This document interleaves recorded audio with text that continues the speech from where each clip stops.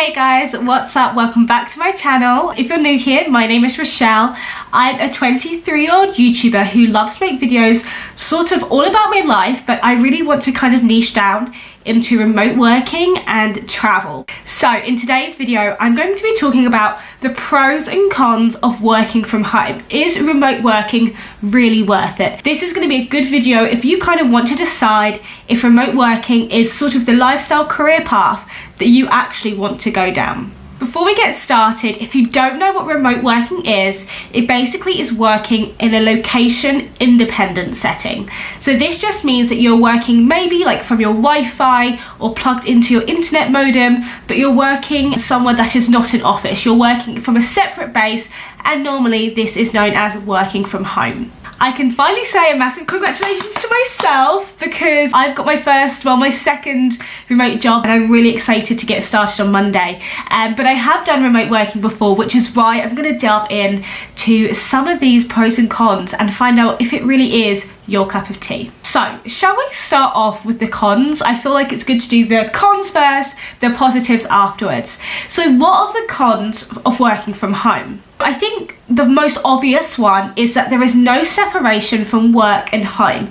And that's why if you're ever looking to go into working remotely, it's very important that you have a separate space, a delegated room, something that helps you separate, okay, I'm working now to I'm relaxing now. A lot of people find it very difficult to make the separation if they are working, for example, like me, in my bedroom, or if you are working on the sofa. You kind of don't have a space that is just for work or just for pleasure. So I would always recommend dedicating a room or a separate corner or a separate sort of space just for your working. The second negative is that you're going to have a lot less interaction than you would at an actual workplace.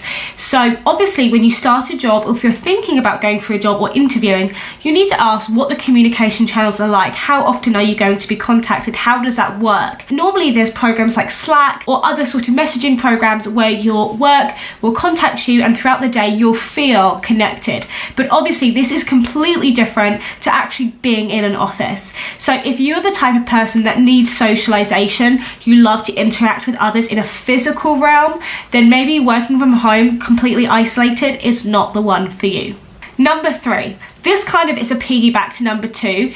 Because you are not in an office where you're surrounded with like-minded people doing the same job, you might find that there's sort of a lack of career progression. Now, whilst you're obviously going to be working, you're going to do your best, and there might be promotions or things coming your way, it's very hard to develop yourself when you are just in your role by yourself. In a workplace environment, you often find that you bounce ideas off of people, you actually learn things because you sit next to them, you watch them, you hear about conversations, and you find yourself being immersed in more knowledge because you are surrounded by people who are earning more than you, who know more than you, and have more skills. So you're naturally being immersed into an environment where you have the opportunity to learn more and be paid more. If you're working at home, however, you are completely sort of cordoned off from that, and you're going to have to find that to develop your skills, you don't have people sitting next to you to help you or for you to watch. You have to do that by yourself. So that's something you need to take into account.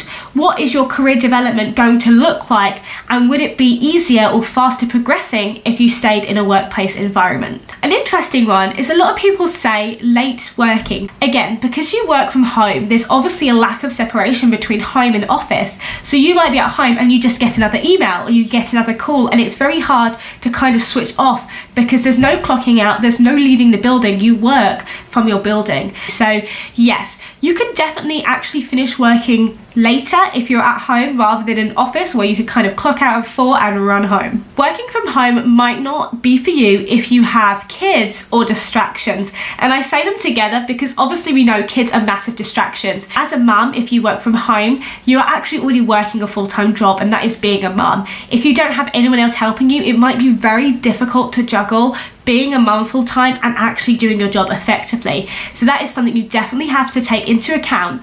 But that being said, that kind of swings over to the positive side. If you do want to be around your kids more and you can make it work, working remotely can be invaluable to watching your children grow up and not have to miss those, special, precious memories from them. And the last con before we move on to the positives is that if you are not self-motivated, if you're not self-disciplined and you need a team to be there or a boss to watch you and make sure that your work working, remote working is just not going to work for you. You are completely working autonomously. You do get contact points, but you're nowhere near going to get the guidance and help that you do at an office. So that is something you definitely need to consider when evaluating your personality type and how you best meet your goals and targets.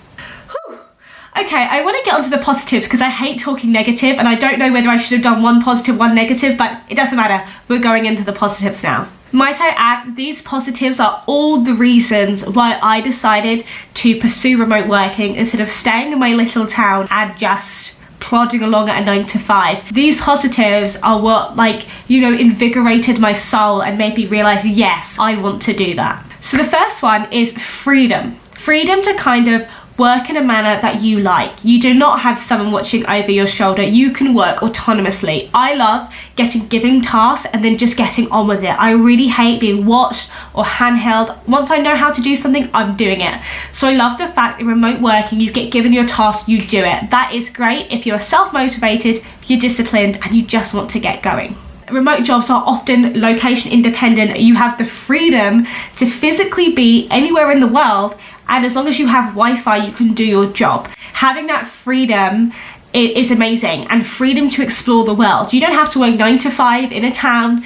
Weekends you can go, maybe take 2 weeks to go off on holiday. Your whole life can be a holiday whilst kind of making money at the same time. So that, to me, worth it. That being said, some jobs you actually need to be based in the country you're working, so that's why I said it kind of varies job to job. I mentioned flexibility because generally you can work around your life. So if you do have kids, you can feed them lunch, then get back to work. You can feed them dinner, then get back to work. There's a flexibility that you can still do your work, but make it work for you around the important things in your life. Maybe you have a doctor's appointment, you run off, you come back, and you finish doing your work. There's no need to take time off or things like that because you can juggle it when you have a flexible lifestyle.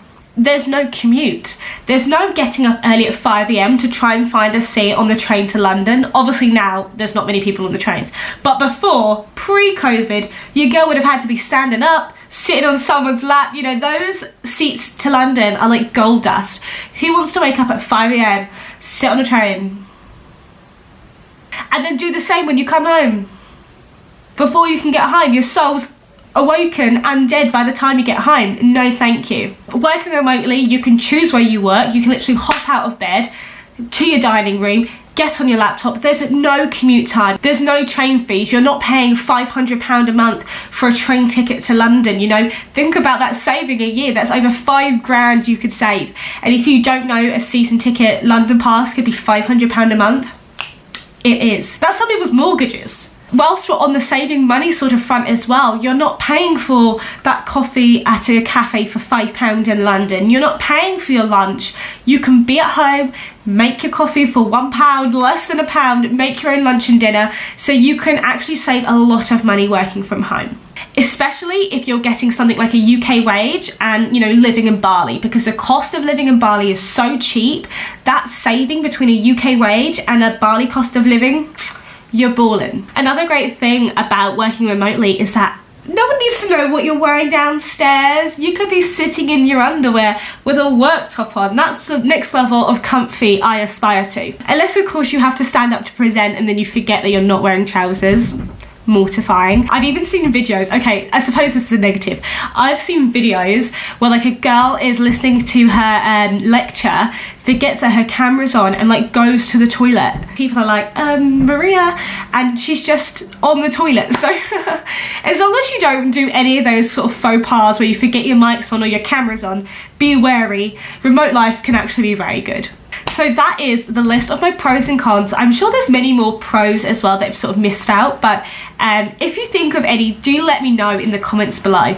And do you think remote working is something you could do? As I said, I definitely want to do it because I have the urge to travel. I don't want to just give up my life to stay in a town just to earn money. We're in the modern age now. We can make money whilst we're moving. So that is my goal. And what are your goals? So is remote working for you? I definitely think take a look at your life plans, your personality type, and also the jobs that you're applying for. Choose one with more flexibility and freedom, and then you too can have more flexibility and freedom. don't forget to give this video a big thumbs up. It definitely helps with the algorithm, so thank you. And don't forget to subscribe and hit that little bell button. I produce 2 new videos every single week, and I'm very excited to start niching down into remote work, traveling, and a little bit of lifestyle here and there. Thank you guys so much for watching, and I'll see you guys in the next one. Bye!